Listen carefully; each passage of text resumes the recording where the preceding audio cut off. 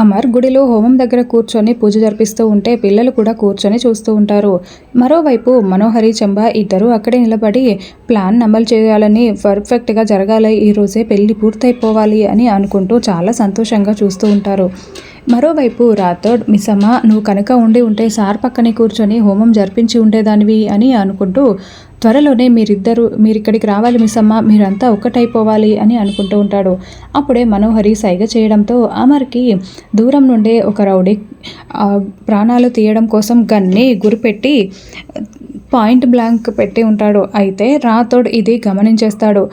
అమర్ పూజ చేస్తూ ఉంటే అప్పుడే అతడు గన్ పేల్చుతూ ఉంటాడు. అది గమనించిన రాథోడ్, సార్ మిమ్మల్ని ఎవరో చంపడానికి చూస్తున్నారు సార్, గన్ని గురిపెట్టారు సార్, పక్కకు తప్పుకోండి సార్ అని రాథోడ్ కేకలు పెడుతూ ఉంటాడు. షూట్ చేయబోతున్నాడు సార్ అని రాథోడ్ చెప్పే లోపలే తూట దూసుకువస్తూ ఉంటుంది. సరిగా అప్పుడే మనోహరి ఆ తూటాకి అడ్డు వస్తుంది. ఇక మనోహరి గుండెలో ఆ తూట దిగిపోవడంతో కుప్పకూలిపోయి అమర్ ఒడిలో పడిపోతుంది. ఆంటీ ఆంటీ అని పిల్లలు ఏడుస్తూ ఉంటే అయ్యో మనోహరి అంటూ అమర్, రాథోడ్ ఇద్దరు టెన్షన్ పడుతూ చూస్తూ ఉంటారు.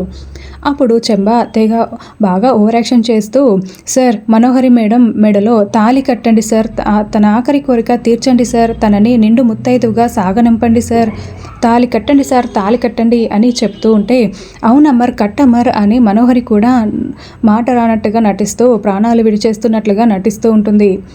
ఇక చెంబ అలా చెప్పడంతో పంతులు గారు వెంటనే తాలిబొట్టుని అమర్ చేతికి ఇస్తాడు. ఇక అమర్ మనోహరి మెడలో తాళి కడుతూ ఉంటే అలా నటిస్తున్న మనోహరి చాలా సంతోషంగా తాళి కట్టించుకుంటూ ఉంటుంది.